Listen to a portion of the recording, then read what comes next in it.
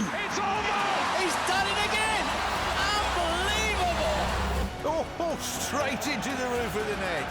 Nice one. Straight down the middle. So a good performance from both teams.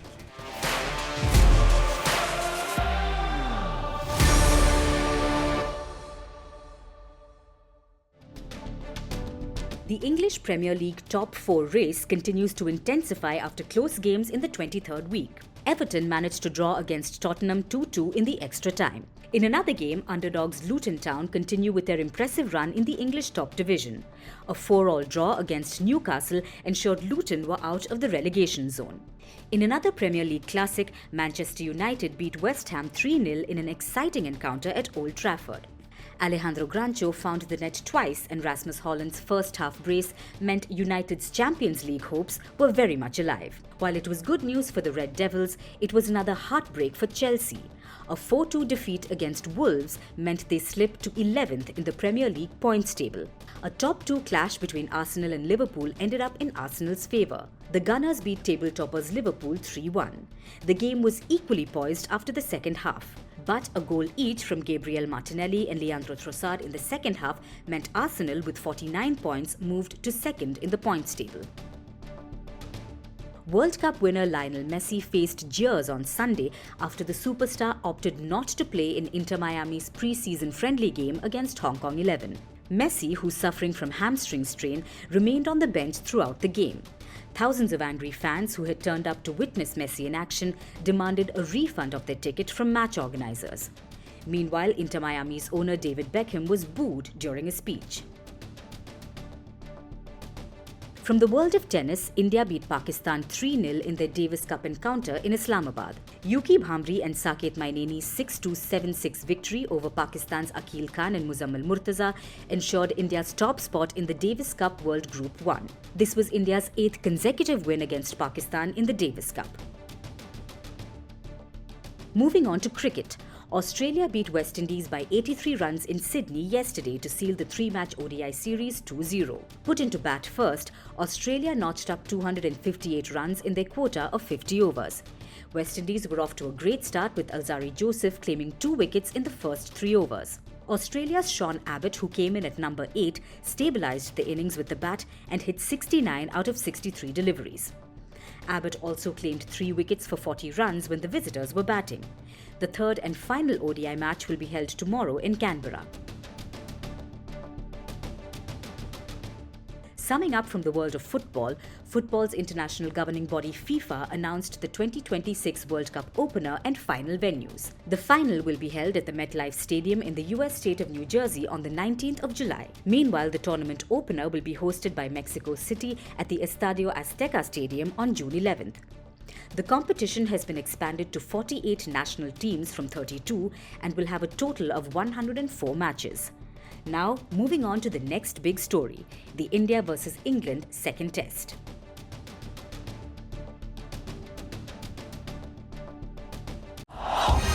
Criticism, backlash, and even the question of their place in the playing 11.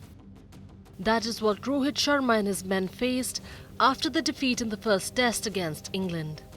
Fans, critics and former players raised questions over Rohit Sharma's captaincy and credibility of certain players. One defeat and the daggers were out. While England were praised for their spirited performance against India, India's approach was questioned. Former players like Monty Panesar even predicted a 5-0 victory in favour of England. After the win, he said, "If Ollie Pope and Tom Hartley continue to play like this, it will be a whitewash. It will be 5-0 for England. It can happen. It is a very big victory. No one even imagined this was even possible. Everyone thought that England would lose after a 190 deficit, but Ollie Pope had a brilliant innings, one of the best innings we have seen in a long time, and Rohit Sharma was clueless." An unknown spinner troubling India's batting on their soil, but to see judgments pass so quickly is jumping the gun. But England's victory was so spirited that even Captain Rohit Sharma after the defeat agreed India weren't brave enough. After the game, he said, "It's hard to pinpoint where it went wrong. Having got a lead of 190, we thought we were very much in the game. Exceptional batting, one of the best that I have seen in Indian conditions by an overseas batter. I thought 230 was gettable. There wasn't too much in the pitch. We didn't bat well enough to get to the score. I went and checked where we bowled. We bowled in the right areas. We didn't bat well enough to get to that score. The lower order actually fought really well there and showed the top order that you need to fight it out. You need to show character. You need to be brave enough, which I thought we weren't. We wanted to take some chances. We didn't take chances with the bat. But that can happen. It's the first game of the series. I hope the guys can learn from that. India certainly learned from their mistakes and answered the critics perfectly. A massive victory by 106 runs proved why one cannot count India out early in the series. But were India really the favourites for the second test? Heading into the second test, many expected the pitch to be ranked Turner at Visakhapatnam. Experts believed India would make the most of the home conditions. But England were prepared too. Before the start of the second test, England coach hinted out on England's options. If the wickets continue to spin as much as we saw in the first test, as the series go on, we won't be afraid to play all spinners or a balance of what we have got. We'll have a look at conditions and make a call. You're not going to get every call right, especially over here. It's hard to read some of the wickets. But we'll make a decision and go quids in on trying to commit to that. Then we'll see where we land.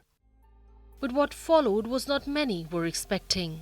India stuck to their strengths and opted for a traditional Indian pitch, and many saw the tactician Rohit Sharma in action for the second test. He may have had a poor outing as a batter, but the Indian captain was spot on when it came on to field decisions. India opted for slow Turner, which helped pacers in the first innings. But was it only that helped India beat England in the second test? Let's look at the 5 areas that helped India beat England in the second test. Number 1. Yashasvi Jaiswal's fighting knock. While wickets were tumbling from one end, Yashasvi continued to hold the other end. The youngster brought his maiden test double ton and continued his impressive run in the longest format.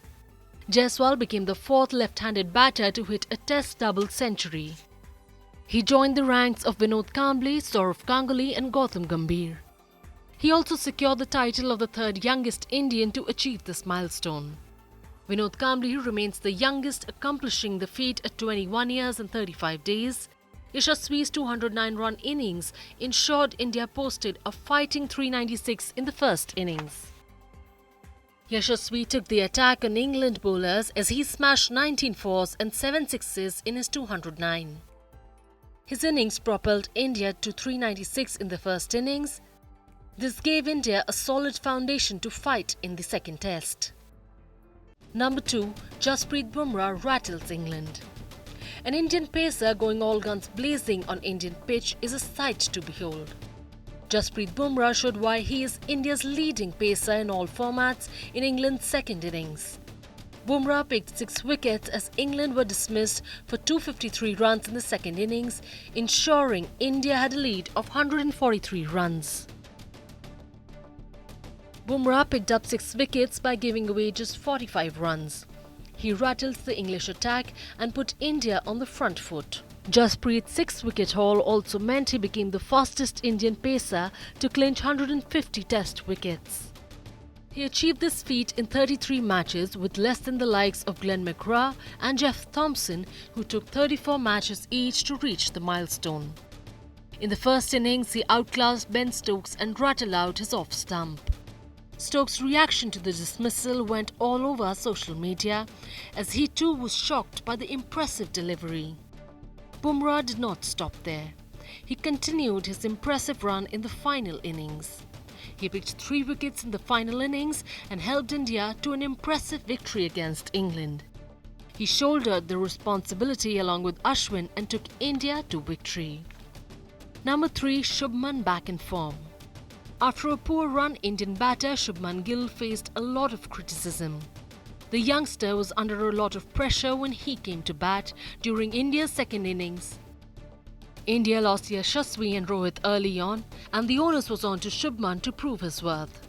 The batter showed composure on the field and continued to score from one end while wickets were falling from the other end. Akshar, who pitched in with 45 runs, accompanied him to stabilise the innings, but it was Shubman Gill who ensured India had a heavy lead. Shubman notched up 104 runs in an innings that included 11 fours and 2 sixes. Shubman's 104 helped India post 255 on the board, which took India's lead to 398 runs. England needed 399 runs to win the second test. Run out, the turning point of the game. Shreyas Iyer proved why fielding is an important aspect in cricket. During England's second innings, they were in a solid position. India needed a miracle to get back into the game. Ben Stokes and Ben Foakes were going strong as England were 220 for 6 and needed 179 to pull off a famous victory. It wasn't the first occurrence for Ben Stokes as he pulled off a famous victory for England at the Headingley in the past. While Ben Stokes went for another Headingley glory, Shreyas Iyer ran him out for 11. This ended England's only hope and India were in full command of the game. Ashwin saves the day. Fourth innings and Ravichandran Ashwin on the pitches are a match made in heaven. Ashwin did not disappoint captain Rohit Sharma as he picked 3 wickets in the innings.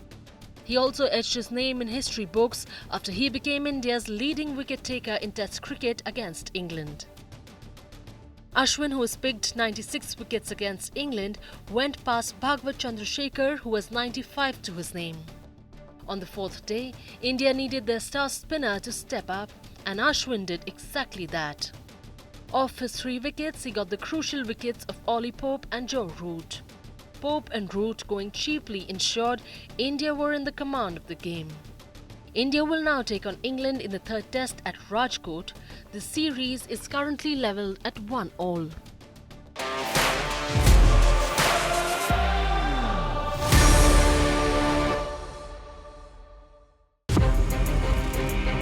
From impeachments to inaugurations, if it's a political story, we are on the scene. The race for the White House is heating up. We're beating Biden. How dare he say that? If it's breaking news, we're live with the latest coverage. From the White House, the State Department, and Capitol Hill, we know the issues, but above all, we know the players to bring you the latest in-depth analysis on all the key stories that we're covering.